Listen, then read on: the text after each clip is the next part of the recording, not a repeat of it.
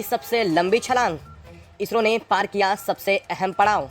Landing से सिर्फ चंद kilometre की दूरी पर है चंद्रयान-3। जी हाँ दोस्तों, भारत के चंद्रयान-3 को लेकर के इस वक्त की सबसे बड़ी खबर, सबसे बड़ी अपडेट सामने आ चुकी है। ये खबर जिसे हर एक देशवासी, हर एक भारतवासी, और सिर्फ भारतवासी नहीं बल्कि दुनिया के तमाम देश सुनने के लिए बेताब हैं, वो है भारत के चंद्रयान-3 की लैंडिंग। और भारत के चंद्रयान-3 की लैंडिंग को लेकर के इस वक्त जो सबसे बड़ी खबर सामने आ चुकी है, उसे सुनने के बाद सिर्फ भारत ही नहीं दुनिया के लोग भी आश्चर्य में पड़ चुके हैं, क्योंकि इसरो ने अपने लैंडिंग के लिए अब तक की सबसे लंबी छलांग लगा दी है। और अब चंद्रयान-3 महज चंद्रमा के कुछ ही चंद किलोमीटर की दूरी पर पहुंच चुका है। जल्द ही यह चंद्रमा की सतह को भी टच करने वाला है, यानी कि अपनी सॉफ्ट लैंडिंग के झंडे गाड़ने के लिए इसरो तैयार हो चुका है। इस वाकया के, इस घटना के सामने आने के साथ ही इसरो चीफ एस सोमनाथन के आंखों से आंसू छलक गए, क्योंकि उन्होंने जिस तरह से अंदाजा लगाया था चंद्रयान-3, उससे भी कहीं ज़्यादा बखूबी इस काम को करने में सफल हासिल रहा। और इसरो अपने सबसे अहम पड़ाव को, जो सबसे कठिन बताया जा रहा था, जो सबसे ज़्यादा जल्दी से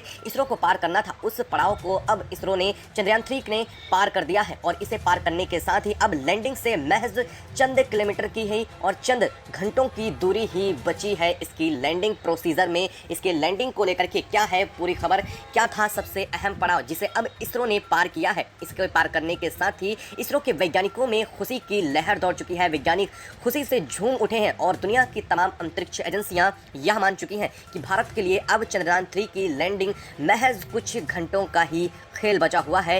अब इसरो चाहे इसे जितना खींचे, लेकिन इसरो महज कुछ घंटों में चंद्रमा की सतह को टच करने की कैपेबिलिटी रखता है। अमेरिका यहां तक मान चुका है। क्या है पूरी खबर बताएंगे आपको इस वीडियो में। साथ ही साथ इसरो ने इस चीज़ को लेकर के क्या कहा है, क्या है लैंडिंग की पूरी प्रक्रिया, बताएंगे आपको इस वीडियो में।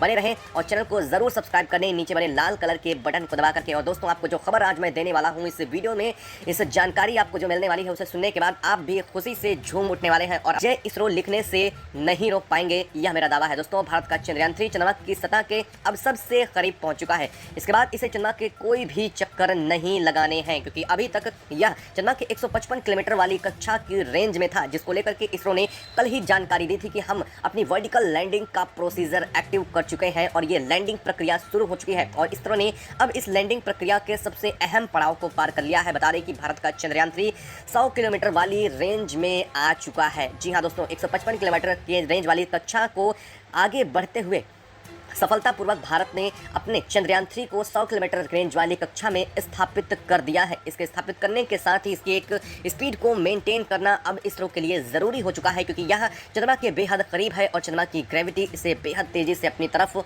खींच रही है। और अब इस ग्रेविटी का भी भरपूर इस्तेमाल इसरो करने वाला है। और क्या है अब तक का सबसे अहम पड़ाव जिसे इसरो ने पार कर लिया है। बता दें कि 155 किलोमीटर वाली रेंज की जो कक्षा थी, वहां से लैंडिंग इसरो के लिए सबसे खतरनाक थी, क्योंकि इसरो ने महज 48 घंटों के अंदर अंदर 155 किलोमीटर वाली रेंज की जो कक्षा थी, उसे सीधा स्किप करते हुए तेजी से 100 किलोमीटर वाली रेंज की कक्षा में प्रवेश किया था, जिस दरमियान दुनिया के तमाम देश यह मान रहे थे कि भारत ने बहुत बड़ा रिस्क लिया है चंद्रयान-3 को लेकर के। वो इसरो ने कर दिखाया है और यह सफल हो चुका है। अब तक का सबसे बड़ा कदम कहें तो कोई गलती नहीं है, क्योंकि इसरो को इसके लिए अपने सभी 6 इंजनों में से 3 इंजन को चालू करना पड़ा था। और इतना ही नहीं, इसमें लगे सभी एआई आधारित सेंसर को इसरो ने एक्टिवेट किया था। यहां तक कि धरती के मॉड्यूल, प्रोपल्सन, सभी चीज़ों को एक्टिवेट करने के साथ इसरो ने पूरी टीम लगा रखी थी, क्योंकि इस वक्त इसकी सबसे अहम जरूरत थी। लेकिन अब इस पड़ाव को पार करने के बाद इसरो ने चैन की सांस ली है, लेकिन अभी भी संघर्ष खत्म नहीं हुआ है। हालांकि हम महज चंद किलोमीटर की दूरी पर हैं चंद्रमा की सतह से, महज कुछ एक घंटों में चंद्रमा की सतह पर लैंड कर सकते हैं। लेकिन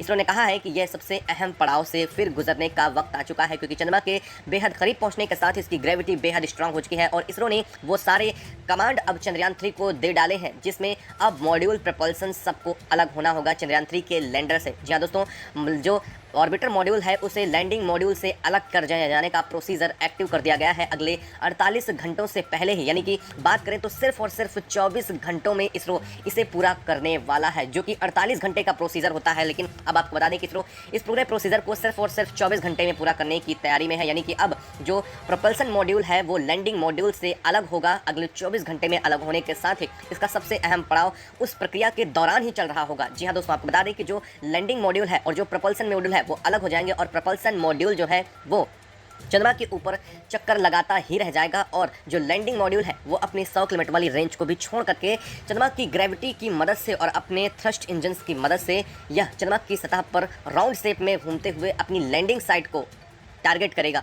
और इसको टारगेट करने के साथ ही इससे पहले ही आज इसकी एक सबसे अहम खास बात से इसरो गुजारने वाला है। इसरो ने बताया है कि हम कल ही इस सारे सिस्टम को एक्टिवेट करने वाले हैं। ऐसे में आज सिर्फ और सिर्फ कुछ एक घंटों का ही समय इसरो के पास बचा है और इसरो इसमें भी बहुत बड़ा काम करने की तैयारी में है। इसरो ने बताया है कि हम 100 किलोमीटर वाली रेंज की एक पूरा चक्कर को कंप्लीट करके ही लैंडिंग प्रोसीजर को एक्टिव करने वाले हैं। यानी कि जो लैंडिंग प्रोसीजर है, हालांकि वो तो 60% तक एक्टिव कर दिया गया है, यानी कि इसके 6 में से 3 इंजन चालू कर दिए गए, सारे जो AI आधारित उपकरण हैं वो चालू कर दिए गए। इसरो ने जो सबसे अहम टेक्नोलॉजी इसमें लगाई थी उसे 12 घंटा पहले ही इसरो ने चालू कर दिया था। लेकिन अब जो सबसे अहम कड़ी है उससे गुजरने से पहले इसरो ने कहा है कि हम इसके जो डार्क हिस्सा है उसकी एक बार और फिल्म कैप्चर करेंगे और अपना सबसे अहम काम है जो लैंडिंग साइट को लेकर के उसे पूरा करने वाले हैं। हालांकि लैंडिंग साइट को लेकर के इसरो ने सबसे अहम काम किस चीज़ को माना है यह अभी तक स्पष्ट नहीं किया है, लेकिन इसरो ने कहा है कि हम चंद्रमा के सिर्फ महज 100 किलोमीटर की ऊंचाई पर हैं और अगर हम बात करें डार्क साइड की तो वो ऊंचाई उससे भी कहीं ज़्यादा कम हो चुकी है। ऐसे में इतना करीब आने के बाद इसरो का कहना है कि एक बार हम अपनी लैंडिंग एरिया को कैप्चर करेंगे और यहाँ की सभी चीज़ों को नोटिफाई करेंगे ताकि हमें अगले दिन कोई दिक्कत ना हो। इसरो इतना फूंक फूंक कर कदम रख रहा है और अपने कदमों को तेजी से आगे बढ़ा रहा है। इसरो ने आज सबसे अहम और सबसे लंबी छलांग लगा दी है, लेकिन ऐसी एक छलांग लगानी इसरो को और बाकी है और इसके बाद हम चंद्रमा की सतह पर सिर्फ और सिर्फ तिरंगा देखेंगे और इसका इंतजार भी हम कर रहे हैं। हमारा चंद्रयान 3 जिस तरह से रिस्पॉन्स कर रहा है, एक ह्यूमनॉइड माइंड, ब्रिलियंट माइंड, एक रोबोट की तरह जिस तरह से वो जवाब दे रहा है, कहीं ना कहीं एक इंसान की फीलिंग आ रही है। ऐसा लग रहा है जैसे हमारे बीच से ही कोई एक ऐसा इंसान है जो चंद्रमा की सतह पर उतरने वाला है और उसने अपनी खुशी भी जाहिर की है। जी हाँ दोस्तों, चंद्रयान 3 ने इसको लेकर के खुशी भी जाहिर की है कि वो चंद्रमा की सतह पर जल्द लैंडिंग करने की तैयारी में है। इसको लेकर के इसरो भी खुशी से गदगद हो उठा है, तो वहीं पूरा देश अपनी नजरें गड़ाए, अपनी नजरें टिकाए बैठा हुआ है चंद्रयान 3 के हर एक चहल कदम पर, ताकि भारत का चंद्रयान 3 लैंड करे और हम वो गौरव प्राप्त कर सकें जो पूरी दुनिया में कोई देश आज तक नहीं प्राप्त कर सका। एक बार फिर से भारतीयों के हाथ वही गौरव लगने वाला है कि चंद्रमा के